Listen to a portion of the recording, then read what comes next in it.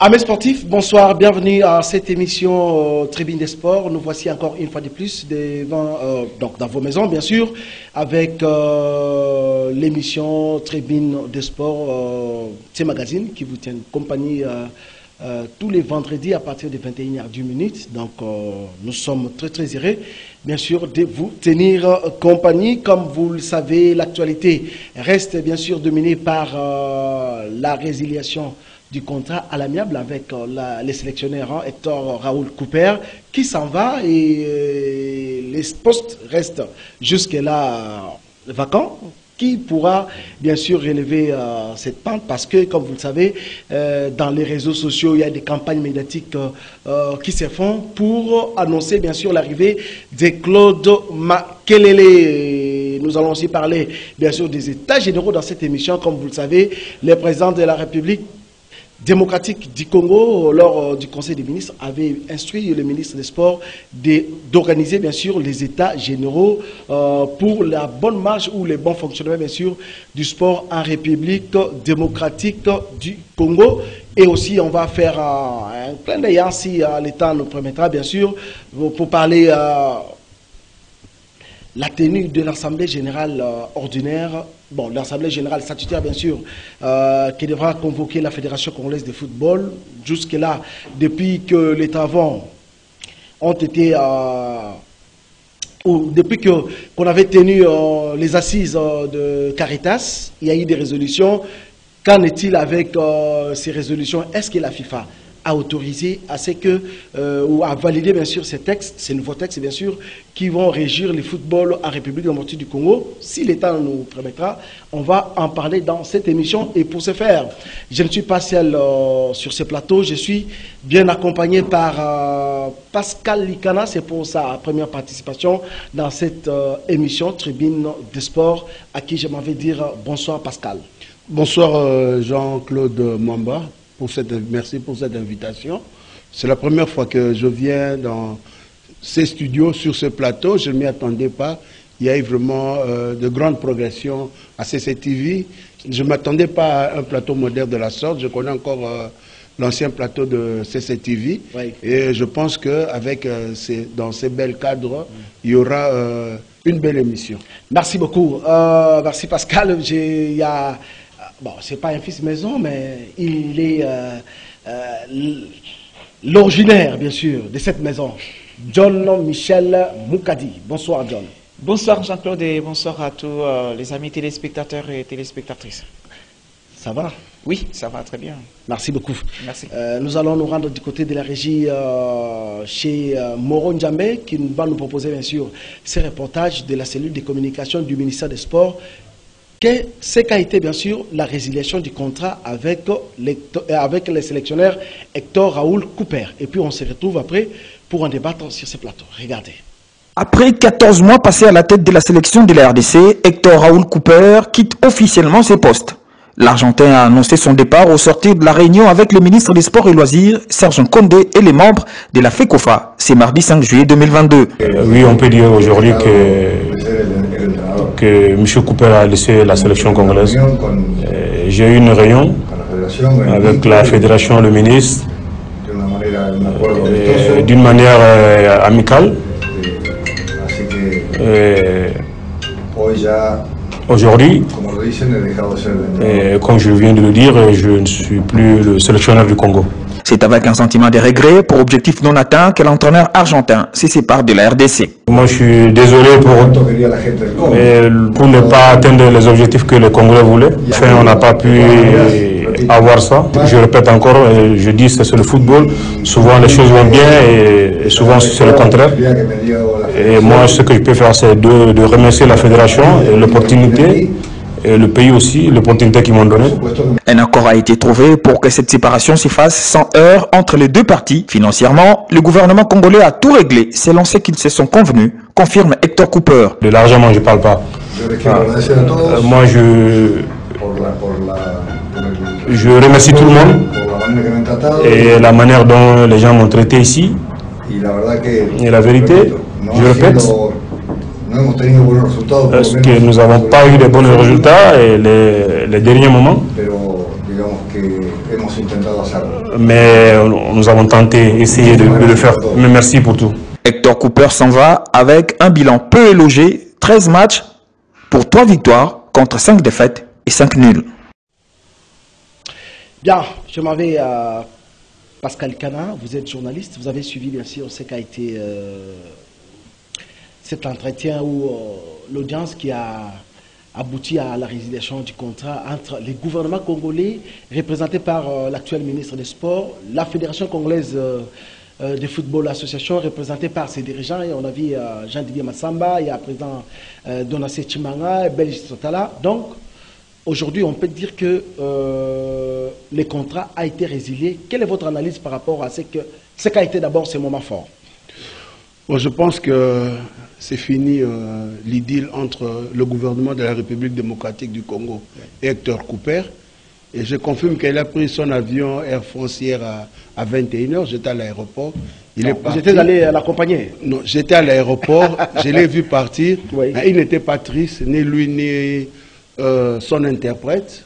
Ouais. Ils sont partis définitivement. Je ne sais pas s'il a encore le courage de rentrer un jour en République démocratique du Congo. Je pense que c'était une aubaine de le faire partir.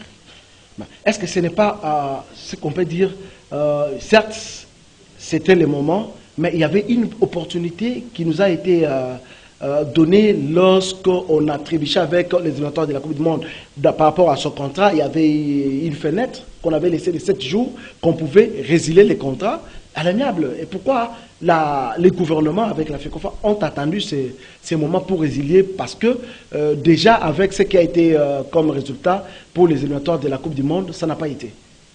Je pense qu'effectivement, il y avait une fenêtre où il pouvait partir à l'amiable, oui. Mais ça n'était pas fait. Il fallait donner encore la chance. On lui avait encore donné la chance de voir s'il pouvait faire mieux. Mais même à la place d'Hector Cooper, dans le moment actuel, il ne pouvait rien faire avec l'équipe nationale que nous avons pour le moment. On pensait qu'il pouvait faire mieux. Hector Cooper a l'expérience de l'Afrique. Il a fait de bons résultats ailleurs. Mais ici, il est arrivé au mauvais moment. Et il est parti aussi au mauvais moment. John Moukadi, 14 mois à la tête des Léopards. Les bilans restent négatifs, positifs. Vous avez les statistiques. Comment avez-vous trouvé d'abord la prestation? Bon, attends, comment vous avez trouvé le niveau qu'il a amené les Léopards ou la contribution d'Hector Cooper aux Léopards congolais? Le niveau, pour vous dire, Jean-Claude, le niveau est trop bas. Le niveau des Léopards d'abord. Comment trop bas? Lorsque vous avez 13 matchs, oui. 3 victoires, 5 nuls, 5 défaites, déjà, vous savez que vous n'avez pas vraiment de bonnes statistiques. S'il faut faire l'équilibre, d'abord, les 5 défaites vraiment pèsent beaucoup plus. Oui. Il fallait peut-être avoir 8 nuls, 3 même 8 nuls avec quelques 2 ou 3 défaites. Ça pouvait faire mieux pour l'entraîneur Cooper. Mais à mon avis, je pense que Hector Cooper, à la tête des Léopards, ça a été vraiment un passage de mauvaises mémoires ou encore de tristes mémoires, c'est ce que je peux dire. Son passage à la tête des Léopards de la RDC, pour moi, ça n'a pas été vraiment bénéfique, ni pour les joueurs, ni pour la sélection, ni pour les pays. Donc, à vous entendre parler, Hector Cooper n'a rien apporté. Il n'a rien apporté. Vous savez, lorsque Hector Cooper venait, lorsqu'on a appris de lui, avec tout ce qu'il a, parce qu'il revenait de la sélection de l'Égypte, on pensait que non, avec lui, la sélection pouvait revenir à la Coupe du Monde. Nous, la CAN, ça nous dit absolument rien. Tout ce que nous rêvons aujourd'hui, c'est la Coupe du Monde. C'est ça que nous avions pensé que non. Comme il avait fait les retours, il avait signé les retours de l'Égypte à la Coupe du Monde, et Hector Cooper en venant sur les bancs de Léopards, vraiment on visait déjà la Coupe du Monde. Mais malheureusement, ça n'a pas été fait. Donc, comme cela a été l'objectif de son contrat, vraiment, pour moi, juste à la débâcle de la Coupe du Monde, ne fallait même pas prolonger son contrat. Donc, Hector Cooper à la tête des Léopards de la RDC, ce que moi je retiens, c'est qu'il aura été pour un passage, pour ne pas dire médiocre, mais son passage à la tête des Léopards de la RDC, pour donc moi... c'est un gâchis. Oui, bon, pour moi, ça a été juste de l'argent ou encore des dépenses qui ont été très coûtées à l'État congolais. Il nous a pris plus qui de n'ont rien. 1,5 million. Oui, ça n'a rien donné, ça n'a rien donné, alors que les restes de la population continuent à souffrir. On dépasse beaucoup d'argent comme ça pour des résultats qui ne sont pas vraiment escomptés, en tout cas, ni pour les joueurs, ni pour les publics, ni pour nous les journalistes, ni pour qui. Donc, toutes les couches de la population, personne n'a été très content. À moins peut-être les gens qui ont été bénéfiques derrière lui, je ne sais pas, qui s'est retrouvé dans les rétrocommissions, hein, peut-être, ils sont contents. Mais en dehors de ça, les autres personnes, nous autres, on n'a pas apprécié l'appréciation des Couper à la tête des Léopards. John, dans son actif, Hector Couper n'a que 3 titres. Est-ce qu'on peut dire que les choix portés à cet entraîneur par la Fédération congolaise de football, c'était un choix qui n'était pas du tout, ou qui s'est fait peut-être, je ne sais pas moi, parce que vous recrutez un entraîneur où dans son actif, il n'a que 3 titres. Donc, on peut dire que c'était un gâchis ou quelque chose de... Bon, je pense que les problèmes de titres ne posent pas du tout problème. Non, il y a des entraîneurs qui comptent quand même lorsqu'on trouve que il y a quelqu'un qui est à la tête du... Bon, il a été à la tête du staff technique de telle formation, il a porté ça comme résultat. C'est ça, parce que chaque entraîneur, je vous relance, chaque entraîneur, son objectif, c'est d'avoir des titres. Oui.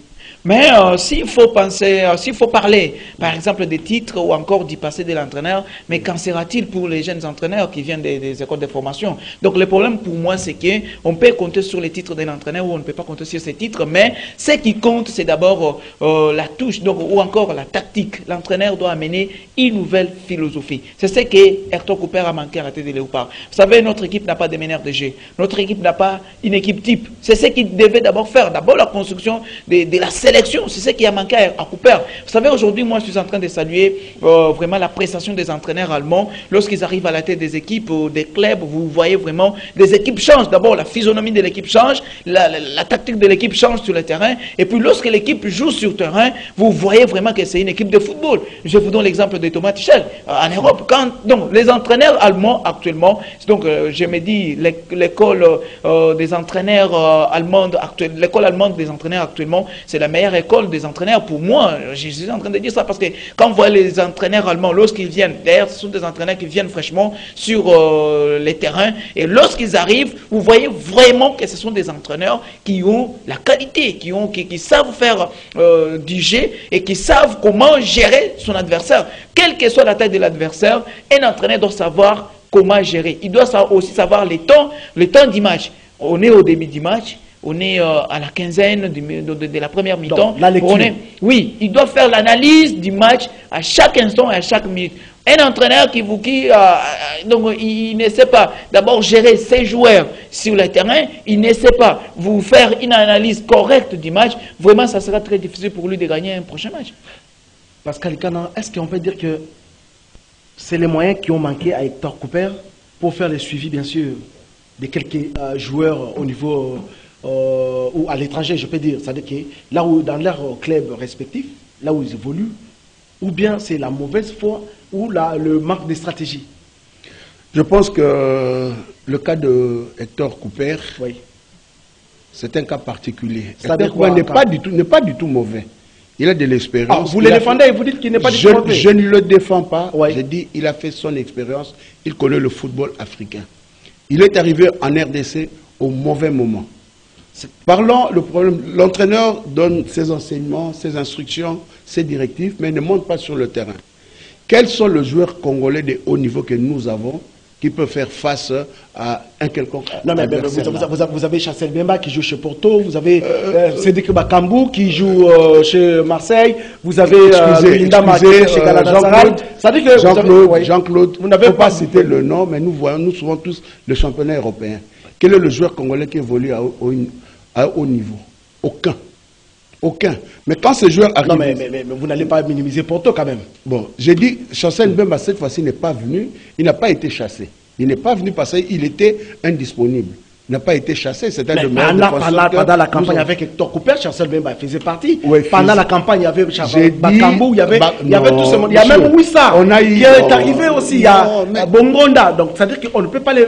Aujourd'hui, on n'a pas de joueurs. En tout cas, j'insiste, il est arrivé au mauvais moment. Oui. Il est arrivé au mauvais moment et nous n'avons pas aussi de joueurs de grand niveau au niveau de l'extérieur. Le problème de Hector Cooper aussi, le problème des langages. Il ne communiquait pas facilement. Et tout ce qu'il disait, c'est un handicap très majeur. Il y a un handicap très majeur d'Hector Cooper avec son interprète. D'ailleurs, qu'on accusait que non, il n'interprétait pas correctement ce que l'entraîneur disait. Et il faut aussi voir le niveau intellectuel de certains de nos joueurs qui ont du mal à comprendre quand même l'esprit de l'entraîneur. Il est arrivé aussi au même moment où il y a des bouleversements au sein de l'équipe nationale. Il y a de trafic d'influence de joueurs, il y a, il y a l'environnement ne pas sain autour de l'équipe nationale. Il y a beaucoup de problèmes, beaucoup de désaccords qui ne permettent pas une bonne évolution des athlètes. Et les athlètes entre eux ne s'attendent pas. Vous savez que les joueurs que nous avons, ils ont fait partir l'entraîneur Ibenge. C'est le fait de joueurs. Ah, l'entraîneur est mauvais, ils sont meilleurs. On a changé d'entraîneur. Pourquoi ils n'ont pas expérimenté ce qu'ils avaient dans les jambes? C'est un problème... Maintenant, à ce stade, je suis encore avec vous, Pascal Ikana. Oui. Qu'est-ce que la FECOFA, parce qu'en tant qu'organe technique, doit faire? Assainir les milliers, c'est-à-dire dans les staffs, écarter tout le monde, prendre les nouvelles têtes, les joueurs, écarter tous les anciens, prendre les nouveaux joueurs ou les jeunes qui étaient à l'équipe nationale, ou quelle est la stratégie pour que, de tout ce que vous venez d'énumérer, c'est-à-dire que les climats malsains autour de l'équipe nationale ne continuent pas, pour ne pas tomber ou pour qu'on ne tombe pas dans le même résultat ou dans les mêmes erreurs? Il y a beaucoup de pesanteurs autour de l'équipe nationale. Oui. En parlant de la gestion de cette équipe. Qui gère réellement l'équipe nationale? La Fédération congolaise de football ou le ministère des Sports? Mais il y a un coordonnateur pour la gestion des équipes nationales. Un coordonnateur nommé, qui a nommé un coordonnateur national? Mais c'est la Fédération congolaise de football. Je ne pense pas que... Monsieur Dodolandou, je cite le nom national, c'est lui le coordonnateur. J'ai dit, il n'y a pas un texte nommant Dodolandou, coordonnateur des équipes nationales. C'est vrai ça? En tout cas, ouais. Ça c'est une révélation, on va fouiller ça. C'est avéré auprès de la FECOFA. Oui, ce que je dis là-bas, jusque là, bon, il joue un rôle là-bas, mais il n'y a aucun texte le nommant... il jouait le rôle de coordonnateur, mais officiellement, il n'a pas été désigné coordonnateur. En plus, c'est là. Oui. Il y a à ces moments où il y a un peu l'instabilité au sommet de la fédération. Il y a un président intérimaire, tout le monde attend les élections. Et cette façon-là, même entre le membre là, il y a un peu ce tiraillement. Entre le ministère et la fédération, on doit se dire la vérité, il y a des tiraillements. Non, il y a des climats, donc ça veut dire qu'il n'y a pas un bon climat. Il n'y a pas un bon climat, oui. Mais il faudra tout savoir que non, le ministère reste le ministère, il faut quand même qu'il y ait une bonne relation entre les deux structures, oui. Puisque la fédération n'est qu'un organe technique du ministère, il faut qu'il y ait un bon climat entre les deux. Il y a les anciens joueurs, il y a les publics, il y a les commissionnaires, il y a... il y a les commissionnaires? Bien sûr. Comment ça? Comment les commissionnaires? Les commissionnaires, les gens qui viennent avec leurs joueurs. Parce que l'entraîneur lui-même... Et même ceux qui amènent aussi les entraîneurs. Non, je ne parle pas des entraîneurs, il y a eu un appel d'offres. Et Hector Cooper n'était pas le premier choix de la fédération. L'entraîneur attendu est parti en dernière minute en Afrique du Sud. Oui. L'autre qui devrait venir exiger qu'on paye d'abord sa clause libératoire dans une chaîne de télévision où il prestait. Et Hector est venu. Il n'était pas mauvais. S'il avait trouvé une équipe homogène, tout ce temps, on n'a jamais eu une équipe...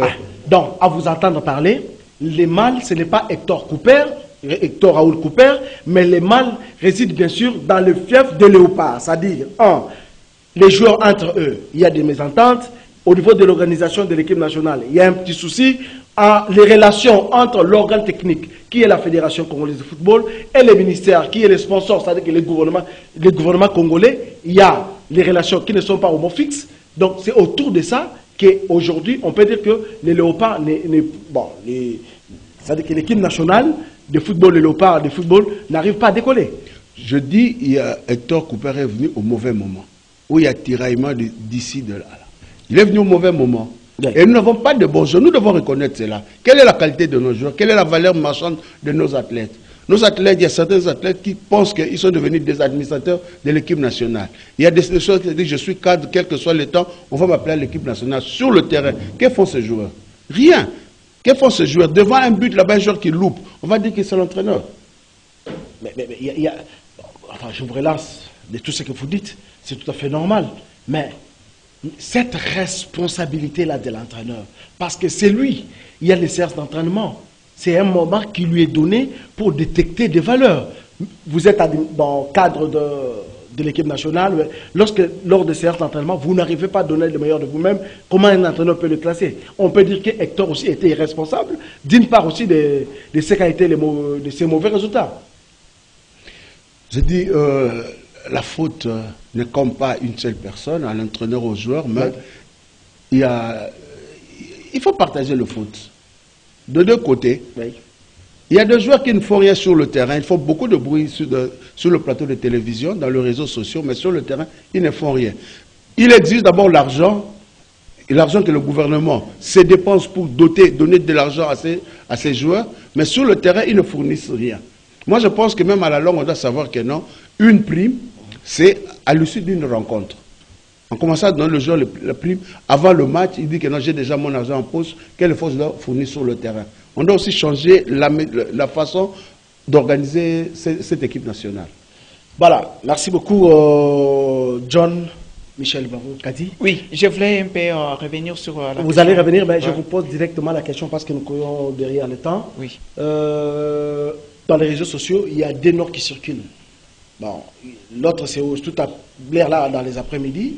Je vais poser la question à Pascal, peut-être si cela est confirmé. Mais d'ailleurs, et d'abord, excusez-moi, c'est le nom de Claude Makelele, qui, c'est presque dans les réseaux sociaux, tout le monde réclame sa prise des fonctions à la tête du staff technique de Léopard A. Êtes-vous d'accord avec ces choix?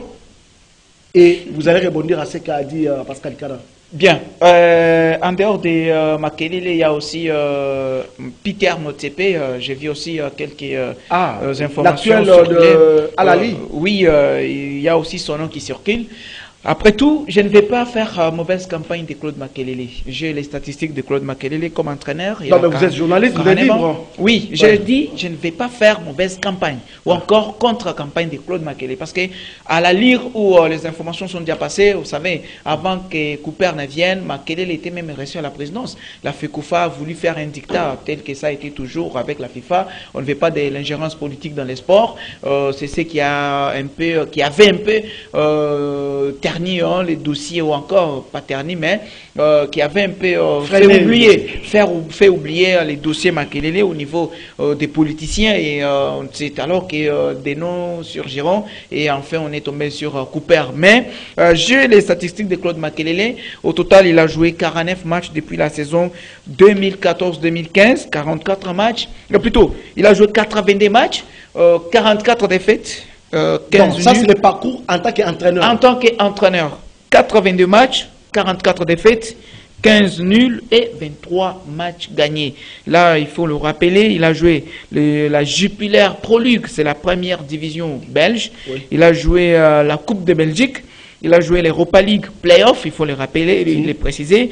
Et c'est un peu ça qu'il a joué comme compétition en donc la saison 2014-2015, 2017-2018 et aussi 2018-2019. Voilà, c'est un peu ça qu'il a pu jouer comme match et comme entraîneur. Donc, alors, j'entends déjà les statistiques. Oui. Ça dit que c'est presque comme Hector Cooper. Bien sûr, bien sûr. Est-ce qu'on peut dire que c'est déshabiller Saint-Pierre pour habiller Saint-Paul? On peut dire dans ce sens, mais moi j'avais une idée par rapport à ça. Vous savez, c'est pas l'argent qui manque à l'État congolais. Chaque jour, qu'est-ce qui manque alors? Chaque jour, l'argent est en train de partir dans des dossiers mafieux. L'argent est en train de l'État congolais est en train de perdre de l'argent. Mais pas dans les sports quand même. Même dans les sports, l'État congolais perd aussi de l'argent. Mais au sport, il n'y a pas de mafia. On peut dire ça, ouais. Mais il y a de l'argent que l'État perd chaque jour ici, même dans les sports. L'État qui a du mal à sponsoriser les fédérations. Je donne l'exemple. D'ailleurs, c'est la fédération, la FECOFA, c'est la meilleure fédération qui est beaucoup plus sponsorisée par l'État congolais. D'ailleurs, moi, je me dis, je suis en train de dire que ce n'est pas l'argent qui manque à l'État. C'est la politique et les stratégies qui manquent pour notre football et pour la gestion de notre football. Moi, je me dis, aujourd'hui, est-ce que c'est seulement Claude Makelele qui est le meilleur entraîneur qu'il faut prendre? Si les entraîneurs sont en Europe... Non, mais ce n'est pas encore officiel, c'est dans les réseaux sociaux. Oui, bon, non... Peut-être qu'il y a une campagne médiatique. C'est une question que moi je me pose. Moi, j'ai vu même des vidéos sur Internet, Claude Makelele... Non, même lui-même, il donne ses avis pour prendre la... C'est un Congolais comme moi. Non, mais il est français, il est Congolais d'origine, mais naturalisé français, il a joué pour l'équipe nationale de France. Donc, tout... Pour lui, c'est français. Oui, bon, il est français, mais d'origine congolaise, comme moi. Moi aussi, je suis, demain ou après-demain, je peux aussi avoir des convictions, je change de nationalité, mais je ne les changerai pas parce que j'aime tant mon pays. Lui l'a fait peut-être, mais ce que je voulais dire, c'est quoi? Claude Makelele, c'est un entraîneur qui peut-être est à la recherche aussi d'un travail. Il est à la recherche d'un travail. C'est un travail qu'il faut donner à quelqu'un qui sait s'y faire. Pourquoi j'ai dit ça? On ne peut pas s'hasarder à engager quelqu'un pour faire perdre à l'État de l'argent. Parce que telle ou telle autre personne, par exemple, qui a la dernière décision, s'y trouve avec de l'intérêt. Je dis ça pourquoi? Parce qu'il y a, par exemple, certains contrats qu'on fait signer à l'État congolais, parce que celui qui a les derniers mots trouve que j'ai 15% dans... Vous affirmez, John, comment vous pouvez affirmer comme ça? Un entraîneur qui arrive, il négocie les contrats. D'où viennent les pourcentages? Les pourcentages sont toujours là dans les footballs. Vous savez, vous pouvez réviser. Pascal venait de parler des commissions des joueurs. Ça s'est fait aussi. Mais ça, ce sont les managers. Il y a des managers, c'est pas tout le monde. Il y a des managers qui viennent avec leurs joueurs. C'est pas aussi. La porte n'est pas aussi fermée si quelqu'un a amené un entraîneur. C'est ça aussi le problème. S'il y a entente entre lui et l'entraîneur que non, sur votre salaire, j'aurai 10%. C'est entre eux. Mais le problème qu'il y a, c'est il faut que cet entraîneur soit bon. Oui, mais le problème que moi je suis en train de dire ici, c'est que il faut que nous ayons un bon entraîneur. Pour moi, la FECOFA devrait lancer un appel à candidature et faire la sélection des bons entraîneurs. Et d'ailleurs, selon moi, je pense... Selon moi, je pense... se baser cette sélection? Parce que vous parlez qu'il faut qu'on choisisse des bons entraîneurs. On va se baser sur quoi? Sur base des beautés, des statistiques, des résultats du palmarès, ou bien on va se baser seulement sur base des noms? Actuellement, je venais de vous dire que l'école de formation allemande, c'est la meilleure école pour le moment. Elle sort des bons entraîneurs. La FECOFA peut d'abord s'y atteler. La FECOFA peut s'y atteler, voir que, par exemple, moi je me dis, c'est l'État qui paye les entraîneurs. C'est pas ni les présidents de la République, ni les présidents de la FECOFA, ni les ministres qui payent. C'est l'État congolais qui paye. Est-ce qu'on ne peut pas, par exemple, faire appel à un entraîneur, chercher comment convaincre un entraîneur aujourd'hui? Moi, je me dis, qu'est-ce qui peut manquer à l'État pour, par exemple, convaincre quelqu'un comme, par exemple, Pep Guardiola? Oh là là, je sais ça. C'est l'État. Non, c'est des millions là-bas. Non, disons-nous un peu la vérité. Nous sommes incapables de payer 500 000 dollars. Vous voulez faire appel à un entraîneur qui va vous coûter par exemple 3 millions. Bon, attends. Les budgets dans les sports, vous n'allez pas, quand même, ça se faire souffrir d'autres disciplines. Oui, voilà. On ne veut pas dépenser beaucoup d'argent. On ne veut pas dépenser beaucoup d'argent pour avoir des entraîneurs costauds, mais on doit aussi ne pas être trop exigeant. C'est ça aussi le problème. On a besoin de résultats. Oui, on a besoin de résultats. Mais s'il faut avoir plus de résultats, moi je conseillerais aux dirigeants de notre football de travailler plus sur les championnats. Je vous dis ça parce que les joueurs qui viennent de l'extérieur... On peut avoir des joueurs, mais sans staff, mais... Oui, les joueurs qui viennent de l'extérieur, avec eux, vraiment, pour le moment, on n'aura pas vraiment une équipe type telle que venait de le dire Pascal. Pourquoi j'ai dit ça? Je vous donne l'exemple d'une époque. Quand Ibenge est venu, vous voyez un peu l'ossature, la majorité de l'équipe de Florent Ibenge, lorsqu'il a joué la 3e place à la CAN 2017, c'était des joueurs qui venaient de la Ligue nationale de football. Et donc, avec les, ce n'est pas la même compétition. Avec les championnats, je me dis, avec une bonne organisation du championnat, on peut avoir déjà des cadres. Le championnat de la foot, c'est un championnat très bien organisé, malgré que cette saison, on a connu un problème. On a connu, c'est l'État congolais qui a oui, en dehors de cette saison, il y a eu aussi la complaisance qui a aussi joué, et c'est ce qui a fait aussi à ce que notre championnat puisse chuter. C'est ça le problème. Donc, il faut qu'on y mette du sérieux. John, vous accusez toujours. Je n'accuse pas, je suis en train de parler des faits qui se produisent, non? Lorsqu'un fait se produit, on n'accuse personne. Moi, je ne suis pas venu sur les plateaux de télévision pour accuser quelqu'un, mais on est en train de parler des faits. Vous parlez de complaisance? Oui, la complaisance, c'est quoi? Lorsqu'on fabrique des champions. On n'a pas fabriqué des champions. Mazembe, de tout puissant Mazembe a été sacré champion. Pascal Likana, Hector Cooper s'en va. Qui est-ce que c'est Claude Makelele, l'homme idéal pour relever la pente? Ou soit Motsepe, on vient de nous parler ici, je ne sais pas, l'actuel entraîneur de Alali, ou soit un collège d'entraîneurs. Jean-Claude, tu sais, hein, oui. J'ai suivi Moukadi attentivement, mais cette déclaration n'engage que lui. Comment ça? Pour le moment, oui. Ce qu'il nous faut, un entraîneur parlant français, couramment, même les Lingala. Mouni Zaïra parle français. J'opte pour un staff technique local. C'est-à-dire quoi? Connaissant, on peut prendre un collège des entraîneurs. Il y a 2 entraîneurs que Cooper a laissés. Il y a Mouni Zaïra et puis Daouda Lupemba. Daoula Lupemba. Oui. On peut garder les 2 là. On trouve d'autres entraîneurs. On laisse les entraîneurs qui sont dans l'équipe nationale appris. On cherche d'autres entraîneurs, même 4, pour faire un collège des entraîneurs. Les 4 là, qui sont-ils? Bon, on cite les noms. Ici, c'est à vous de proposer. On nous suit. Il y a pardon, Pascal Kadam. Les dirigeants de la Fédération de football. Je voulais dire justement, je cite le nom. Je dis par exemple, là, il y a les 2 qui sont déjà là. Oui. Je parle de collège d'entraîneur. On peut prendre Miayo, on peut prendre Camille Bolombo. À 4 là, ils peuvent travailler. On peut prendre à 4, ils peuvent travailler. Puisqu'ils connaissent le football congolais, ses aléas. Prendre un entraîneur, prendre un entraîneur de l'extérieur, comme Moukadi parle plus des Allemands, il y aura l'handicap de langage. De la langue, l'allemand. Un Allemand peut parler français? Non, oui. Ça dépend. J'ai dit, hein, l'handicap de la langue, oui. Il y aura le temps d'appréhender, de s'imprégner du football congolais, ses réalités. Vous savez que le football congolais a ses réalités. Il y aura beaucoup de problèmes. Le temps, déjà, d'ici là, il y aura la reprise des compétitions internationales. Oui. Il faudra un collège des entraîneurs locaux. À défaut, prendre un entraîneur qui connaît le football africain et qui connaît les réalités du football congolais. J'insiste vraiment sur un entraîneur, sur les entraîneurs qui connaissent les réalités du football congolais, ses aléas. Mais comment ça va se passer? Je vous pose cette question. On prend les staffs techniques, donc c'est-à-dire les collèges d'entraîneurs, oui, qui composera les staffs techniques de Léopard A. Léopard A. Mais pour le paiement, comment ça va se faire? On va payer qui, combien? Comment aussi justement, par exemple, on va prendre seulement les 55 000.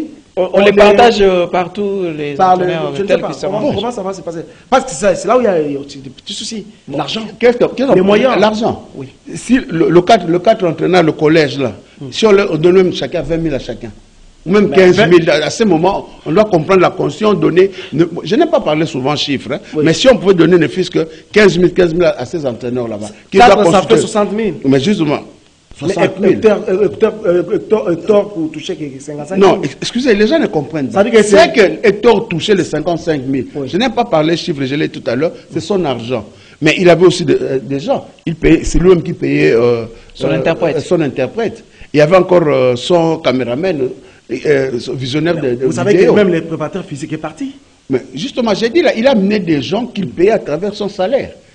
Contrairement à ce que les gens pensent qu'il faut les 155 000 $, le mettre dans sa poche. Hector est arrivé au mauvais moment, où il n'y avait pas de championnat national, il n'y avait pas la lecture de joueurs. Ça, vous l'avez dit, oui. On parle maintenant des... Prenons un collège des entraîneurs locaux, ou à défaut, un entraîneur évoluant en Afrique qui connaît la réalité du football congolais. Oui. Deux, vous avez non, j'ai dit, il y a déjà deux qui sont là. Et les deux, ça fait Zahir Amouine et Daoula Lupemba qui sont déjà là. On les garde. Oui, on prend un collège de 4. Mais cela n'est pas suffisant parce qu'il manque un préparateur physique. Non, j'ai dit le préparateur physique. Non, je parle d'abord des entraîneurs techniques. Non, mais c'est le préparateur physique. Mais comment? Nous n'avons pas de préparateur physique. Nous avons Daboussou Nzalé là, il y a Makanzou Malé qui est là. Ah, nous ne manquons pas de préparateurs physiques. Oui. Donc, voilà, merci. Donc, Pascal a donné des propositions. Il y a Mouni Zahira qui dit, ben, moi je propose, à part les 4 là, moi je suggère à ce que si la FECOFA optait pour votre proposition, mais qu'on fasse aussi recours à Moukeba Moulamba. Je sais pourquoi. C'est quelqu'un qui connaît le football congolais, mais vu son état, vu son âge, il ne peut pas être là, debout en train de coacher, mais quand même qu'il soit là comme coordonnateur du staff technique. Hormis la direction technique nationale, qu'il soit là comme coordonnateur. C'est-à-dire que le travail, c'est ce que moi je propose. Si la FECOFA opter pour votre proposition. Jean-Claude, oui. Moi je pense que nous devons laisser le vieux Moukeba là où il y a la direction technique nationale. Le vrai problème, c'est que les entraîneurs-là doivent dépendre de la direction technique nationale. Ces entraîneurs-là doivent faire leurs propositions, leurs projets d'entraînement à la direction technique nationale, oui. Faire leur rapport après chaque activité à la direction technique nationale. S'il y a collaboration entre la direction technique nationale et le staff technique des entraîneurs, moi je pense qu'on pourrait avancer, on pourrait aller loin. Faire une ossature avec des joueurs locaux, les joueurs évoluant sur le continent africain, sur notre championnat ou sur le continent africain, et voir quels sont les meilleurs Congolais du moment de l'étranger qu'on peut venir ajouter à l'équipe, à l'ossature locale. Et qu'on fasse jouer régulièrement ces jeunes gens, les joueurs locaux, les joueurs évoluant en Afrique. Là, nous pouvons aller de l'avant. Prendre l'ossature des joueurs de l'Europe, les amener ici. Bon, là, je ne suis pas pour ça. Voilà, on change de thématique, on va parler États généraux. Je vous prends John Moukadi.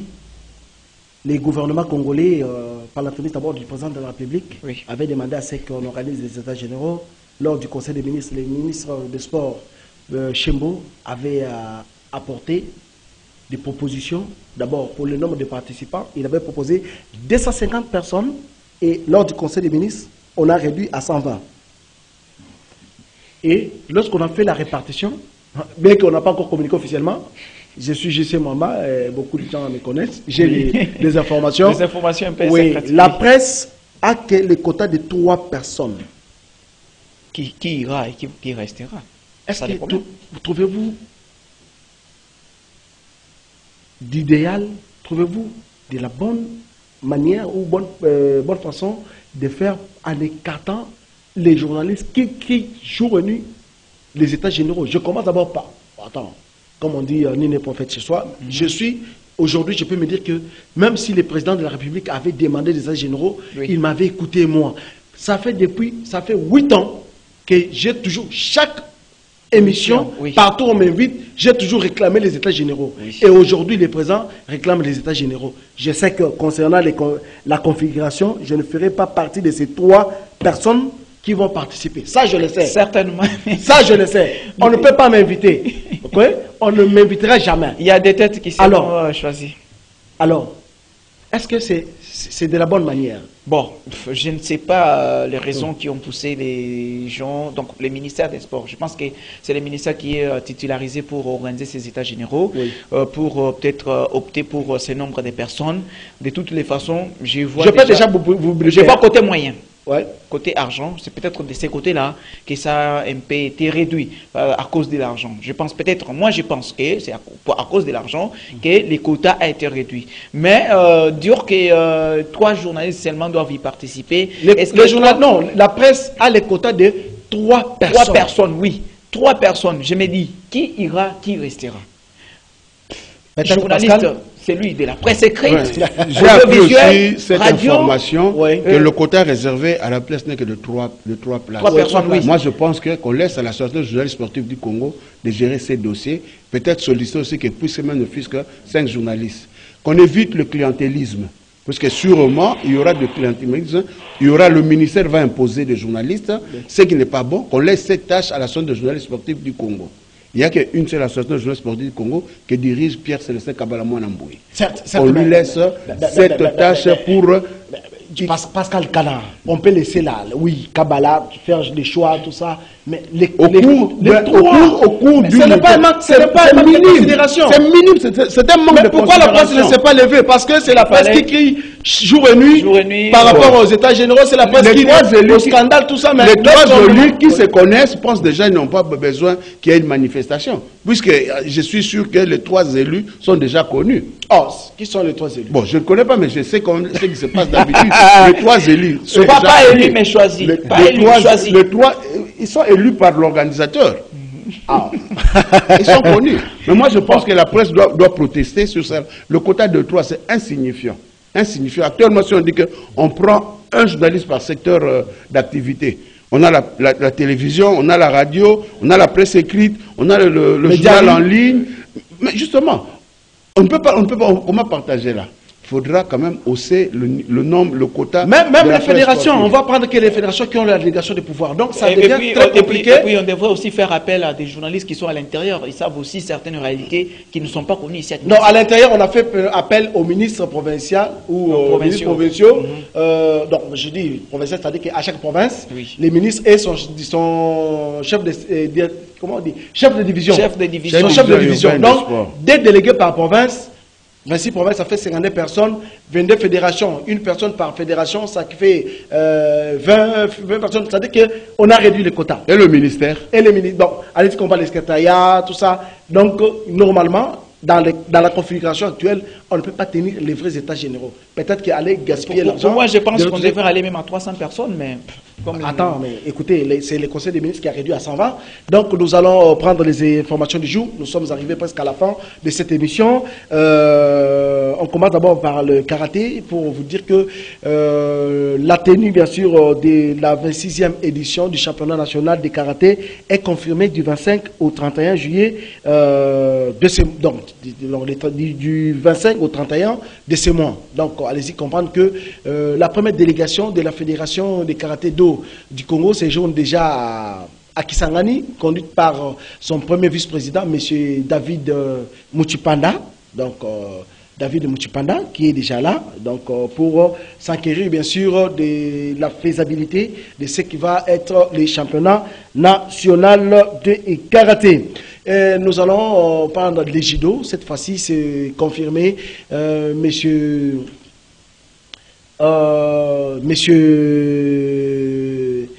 Nicolas Lianza, c'est l'actuel coordonnateur national de la fédération de judo. Nous allons nous rendre du côté de la régie, là où se trouve notre ami Moron Nzambe, pour suivre ces reportages. Il a été notifié par le secrétaire général Barthélemy Okito. Suivez. Un vent nouveau peut à présent souffler au judo congolais. Il s'agit bel et bien de la nomination des membres de la coordination au sein de la Fédération nationale congolaise de judo par les ministres des Sports et Loisirs. C'est mercredi 6 juillet 2022 dans la soirée, Maître Nico Lianza s'est personnellement rendu chez le secrétaire général au sport Barthélemy Okito afin de recevoir sa notification en tant que numéro 1 de cette structure. De demain, on va notifier tous les autres membres. Vous êtes notifié, il n'y a aucun problème. Il faut commencer. Vous savez, la Fédération internationale nous a donné un délai et il faut aller vite en besoin. Avec une équipe composée de 8 personnes, regroupant ainsi toutes les tendances du judo, l'oiseau a tant recherché pour sauver cette discipline et conscient de la tâche qui l'attend. Les impressions aujourd'hui, c'est de l'espoir que notre sport que nous aimons, que nous avons pratiqué, que nous pratiquons, va enfin sortir son bout du nez de cette sombre période que nous avons traversée, en espérant qu'avec l'unité dans le judo, nous allons faire avancer les choses. Le travail que j'aurai à faire, je ne le ferai pas seul. Il y a une coordination. Nous allons travailler dans l'unification et les choses, nous l'espérons très bien, vont avancer.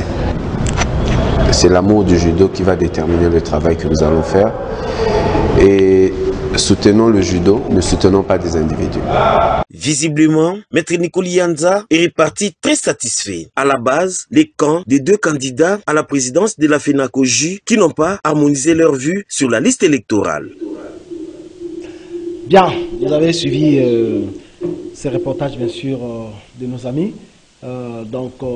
Maître Nico Lianza, c'est l'actuel coordonnateur, donc c'est lui qui va engager la Fédération congolaise de judo, la Fédération nationale congolaise de judo. Donc, Maître Nico Lianza, il a comme mission organiser l'Assemblée générale statutaire et puis représenter ou engager la fédération sur toute l'étendue de la République qui est en dehors du pays. C'est-à-dire que c'est lui l'actuel président de la fédération. Donc il n'est pas seul, hein. C'est une coordination, ils sont à 13 comme ça. Non, ils sont à 12 et prochainement on va vous donner la liste de la composition bien sûr de cette coordination. Nous allons parler sambo dans cette émission, nous allons prendre cet élément. Sachez que cette discipline se prépare pour les championnats d'Afrique qui se jouera, qui va se dérouler bien sûr au Cameroun. Suivez ce reportage et puis on se retrouve tout juste après.